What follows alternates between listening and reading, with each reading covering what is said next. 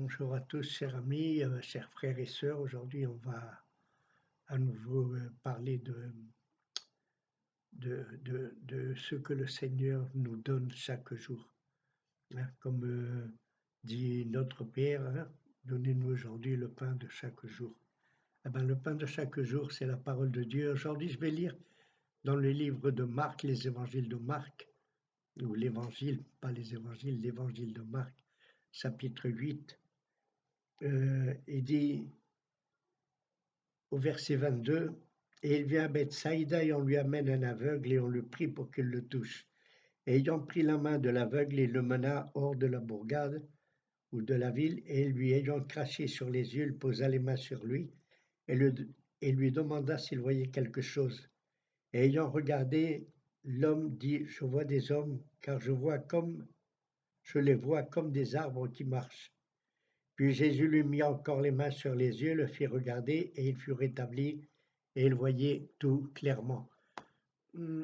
Plusieurs fois, j'ai pensé que le Seigneur n'avait pas eu assez de pouvoir pour pouvoir guérir cet aveugle, mais réellement, c'est quelque chose qu'on doit apprendre. Le Seigneur veut nous montrer quelque chose, il veut qu'on apprenne réellement quelque chose de ce passage. Ce n'est pas que le Seigneur n'avait pas eu de pouvoir pour le guérir d'une fois, mais oui, il a eu besoin de le toucher deux fois. Une fois, il lui cracha sur les yeux, et la deuxième fois, c'est en lui posant les mains. Bon, nous voyons ici que cet aveugle est là, et le Seigneur veut nous montrer quelque chose réellement puissant et réellement qu'on doit apprendre. Bien apprendre. On ne peut pas voir ici que le Seigneur n'a pas eu de pouvoir, sinon qu'il veut nous montrer réellement quelque chose de puissant pour l'Église et surtout pour nous-mêmes, non? Quand on lui dit qu'il y a un aveugle et on lui amène l'aveugle, alors le Seigneur nous montre quelque chose de très puissant. C'est d'abord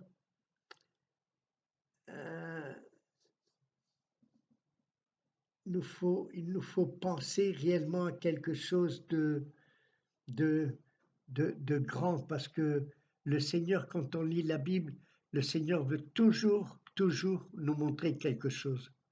Mais si on la lit normalement, comme si c'était un bouquin d'aventure, on ne va rien voir, on ne va rien trouver, on va même penser que c'est un mythe ou que c'est des inventions des hommes. Mais ici, le Seigneur, chaque fois, il veut nous montrer quelque chose. Nous avons d'abord, pour commencer, je vais faire des points sur ce qui arrive. Nous avons la myopie. Hein, nous avons la myopie. Moi, c'est la myopie, c'est-à-dire j'ai besoin de lunettes. La myopie, c'est un mal oculaire très fréquent.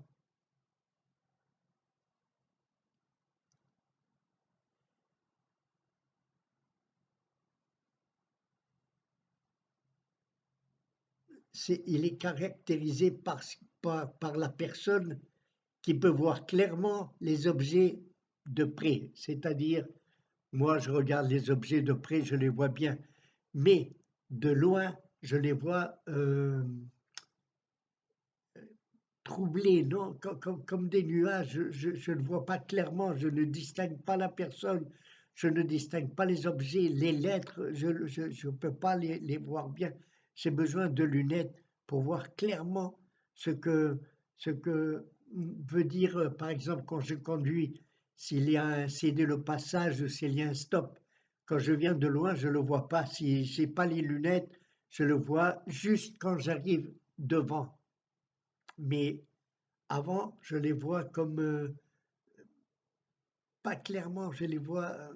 Ouais, je sais que c'est un stop, que c'est un céder le passage, mais et si je vais sur l'autoroute, s'il y a une sortie pour, par exemple, pour Marseille, plusieurs fois quand je suis arrivé, si je regarde pas avec les lunettes, si j'ai pas mes lunettes, je peux me passer la sortie de Marseille.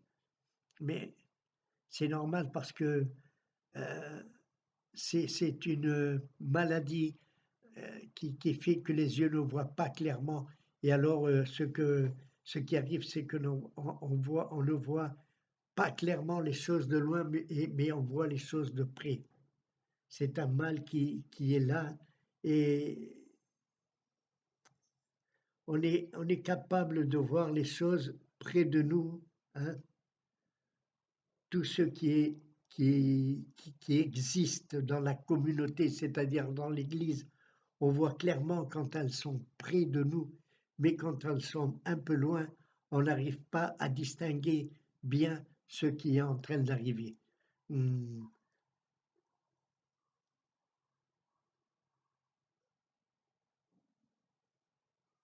Quand on regarde sans lunettes dans l'église, plusieurs fois j'ai besoin d'enlever les lunettes parce que je vois clairement le prédicateur, le pasteur, je vois clairement mes frères qui sont en train de jouer de la guitare, la batterie, je vois clairement tout.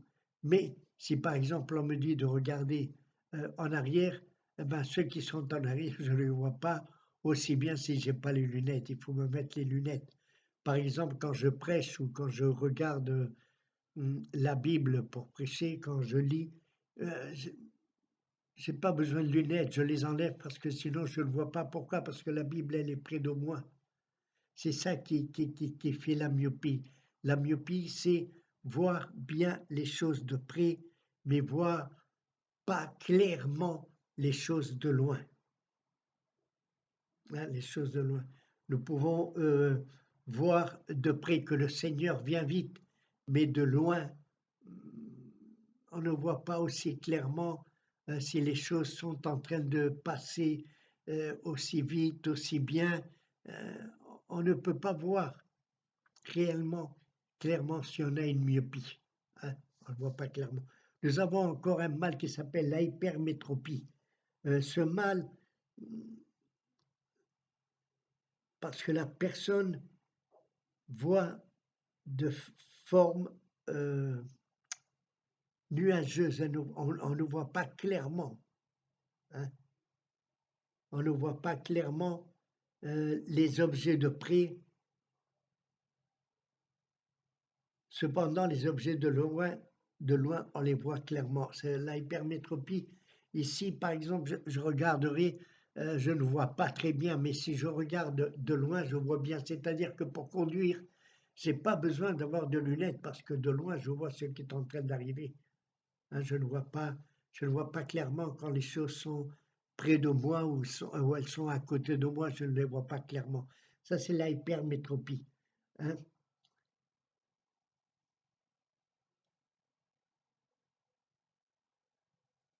C'est-à-dire, c'est un autre mal qui fait qu'on ne voit pas clairement les choses de près, mais très bien les choses de loin. Ceci doit nous montrer que nous ne devons pas tellement nous préoccuper des choses qui sont près de nous, hein, mais qu'on puisse voir les choses de loin, c'est-à-dire on a les yeux mis sur l'arrivée de notre Seigneur Jésus-Christ. On le voit de près. On ne voit pas les choses ici, à côté de moi, ce qui est en train de passer, ce qui se passe, mais on regarde et on voit que l'arrivée de notre Seigneur est très proche. L'hypermétropie, c'est ceci. Nous ne voyons pas les choses de près, mais nous voyons très très très bien les choses de loin. On ne voit pas peut-être ce qui est en train de se passer dans notre communauté ou dans notre église, disons, mais on a les yeux tellement mis sur les choses qui vont arriver, sur l'arrivée de notre Seigneur, qu'on ne voit pas que dans notre communauté, dans notre église, dans notre congrégation, il y a des choses qui ne sont pas très bien et qu'on devrait arranger. C'est-à-dire, il y a beaucoup de personnes que qui tournent le dos au mal ou au péché qui sont en train de se commettre dans l'Église parce qu'ils ont les yeux mis dans le lointain. C'est-à-dire on est un peu égoïste, on s'en fout pas mal de ceux qui sont en train de tomber, mais nous, on doit arriver à la fin. C'est l'égoïsme. La hypermétropie, c'est une forme d'égoïsme. La myopie, c'est une forme aussi un peu sélective. On fait que regarder ce qui est à côté de nous, l'Église, la communauté, que tout aille bien, mais on ne regarde pas au loin, on ne regarde pas que le Seigneur va venir, on ne voit pas les choses qui sont en train de s'accomplir de la Bible, sinon qu'on se préoccupe plus de ceux qui sont à côté de nous que ceux qui sont loin. Hein. On ne veut pas aller prêcher dans la ville, on ne veut pas euh, donner notre témoignage dans la ville ni à nos amis, parce qu'on en a juste assez avec ceux qui sont avec nous. C'est-à-dire, c'est la myopie. La hypermétropie, c'est ce qui se fout, hein, qui n'a pas besoin des gens qui sont à côté de chez nous et qu'on n'a pas besoin des personnes de notre communauté ou de notre église parce qu'on a les yeux mis au loin. Et alors, il arrive l'astigmatisme. C'est aussi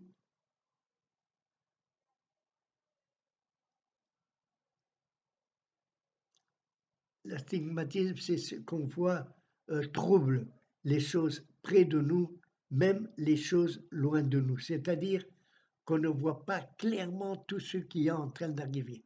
On ne voit pas clairement. Cet homme, cet homme de Bethsaïda, lui, il avait surtout ce problème dans la première touche de notre Seigneur. Il voyait pas clairement les choses de près, c'est-à-dire, tu vois, oui, je vois des arbres qui marchent, c'est-à-dire il ne voyait pas clairement. Il a eu besoin d'une deuxième touche de notre Seigneur Jésus-Christ. Pourquoi faire? Pour voir clairement les choses.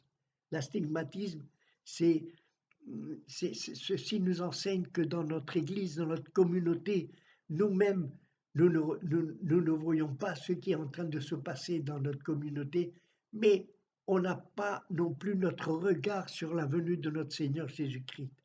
On ne se préoccupe de rien, on est un peu passif, on passe un peu de tout. On va à l'église le dimanche, on est des chrétiens de dimanche. Ah, moi, je me rappelle quand je me suis converti, on avait des réunions les mardis, c'était des jeunes qui nous nous réunissions pour prier. Les mercredis, nous avions un culte d'adoration et de prédication, l'enseignement. Euh, les vendredis, nous avions un culte de jeunes, les jeunes prêchaient, ils jouaient la musique, c'est-à-dire la réunion des jeunes, c'est tout. Même si les personnes âgées pouvaient aller et se rencontrer avec eux, mais on voyait les jeunes prospérer dans, dans, dans l'esprit et en Jésus-Christ, dans les évangiles. Puis, nous avions les samedis un culte de prière, on priait pour l'Église, on priait pour que le Seigneur se manifeste, pour que le Saint-Esprit puisse descendre et nous remplir. Les dimanches, on avait deux réunions. Une première, c'était l'école dominicale, c'est-à-dire ici, on apprenait sur des livres que le missionnaire avait. Par exemple, un des derniers livres qu'il a eu pour nous enseigner, c'était le livre de Romains, hein, la carte aux Romains de Paul.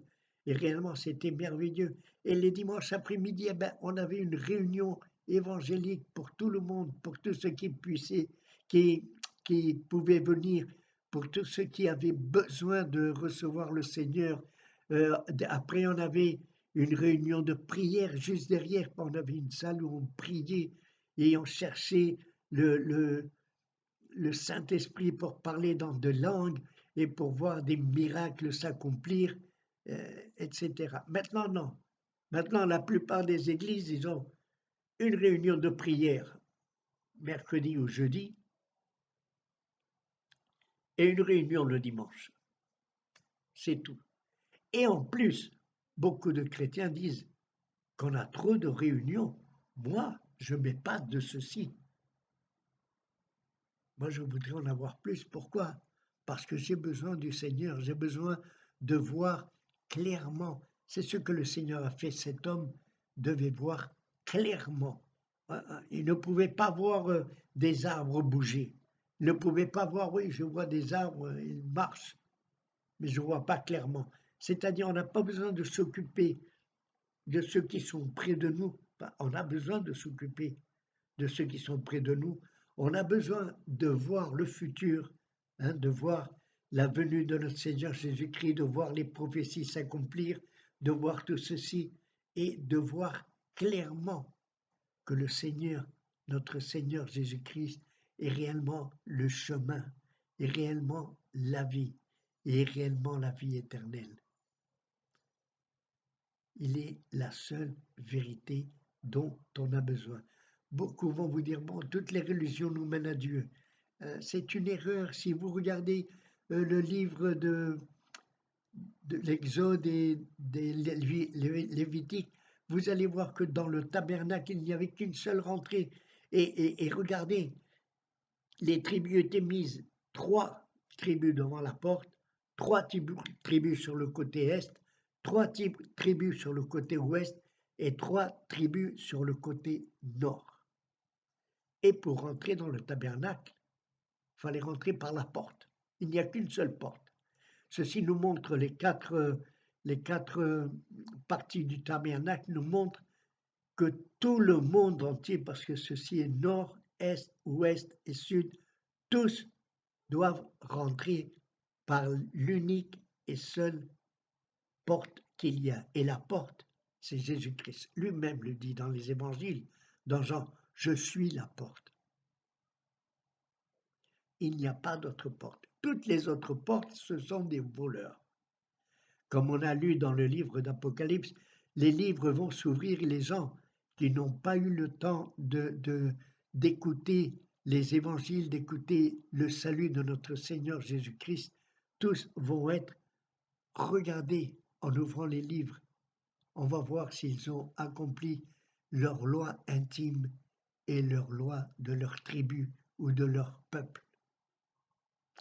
C'est-à-dire celui qui est voleur, il va être voleur toute sa vie. Je ne sais pas ce qui arrive ici dans cette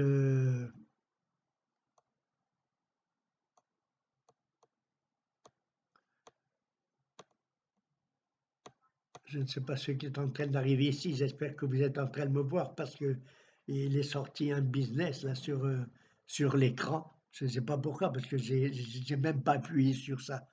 Mais enfin, c'est pour vous dire tout ceci. Nous avons besoin de voir clairement, près de loin, et voir clairement tout. S'il y a quelque chose qui marche mal, écoutez, quand on lit l'Ancien Testament, quand il arrivait quelque chose de mal sur le peuple, le roi ou le prêtre allaient devant Dieu lui demander pourquoi ceci était en train d'arriver. Et le Seigneur disait, parce qu'il y a un péché.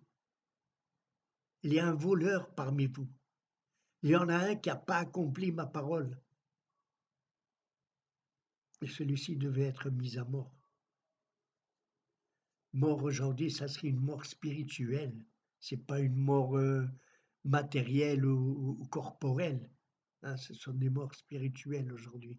Il y a beaucoup de personnes qui pêchent et ils sont morts spirituellement. Même si tu vois qu'ils lèvent les mains, même si tu vois qu'ils chantent comme des grands chanteurs, même si tu vois qu'on les prend pour prêcher les évangiles, s'ils sont mal spirituellement, ils sont morts spirituellement. Je me rappelle une parole qu'une personne nous avait dit dans la rue. On était en train de parler de notre Seigneur Jésus-Christ parce que celui qui venait avec moi connaissait cet homme-là. Et cet homme lui dit en le regardant dans les yeux, montre-moi la vie et je croirai. Le Seigneur est le chemin, la vérité et la vie. Si, quand on prêche, on ne donne pas vie au peuple, il va falloir aller chercher le Seigneur pour voir qu'est-ce qui est en train d'arriver. Bon, mes chers amis, je suis un peu, euh, je parle trop, je crois. Je ne sais pas quand je prêche, quand le Seigneur me donne quelque chose, réellement, je veux partager avec vous. Et plusieurs fois, j'arrive avec un peu plus de 20 minutes. J'espère que vous avez compris un peu cette part de l'évangile, hein. Le Seigneur voulait nous montrer quelque chose. On a besoin, hein, on a besoin de voir clairement près de nous et loin, hein, clairement. Comment on doit marcher vers l'arrivée de notre Seigneur Jésus-Christ. Et on doit regarder que ceux qui sont près de nous, hein. Il faut faire très attention. Euh, une minute de plus, je crois que je vais durer. Si vous voyez par exemple Abraham et Lot, Lot s'était séparé d'Abraham. Mais quand il a été pris prisonnier, lui, sa femme, ses enfants et tout ce qu'il avait, Abraham est parti pour aller le chercher. Abraham voyait clairement de près et de loin. Lot devait être libéré et retourné au pied du Seigneur. Enfin, Lot resta à Sodome, c'est-à-dire beaucoup de fois, on va chercher nos frères, on prie pour eux, ils reviennent, mais ils continuent dans leur vie matérielle et ceci, ils doivent rendre compte au Seigneur et pas à nous. Bon, ça fait 21 minutes. Le Seigneur vous bénisse et j'espère, je crois que la semaine prochaine, je ne serai pas là parce que je voyage aux îles Canaries pour voir ma fille et naturellement, je regretterai, je regrette et je regretterai beaucoup de ne pas être avec vous. Le Seigneur vous bénisse et à 15 jours à peu près.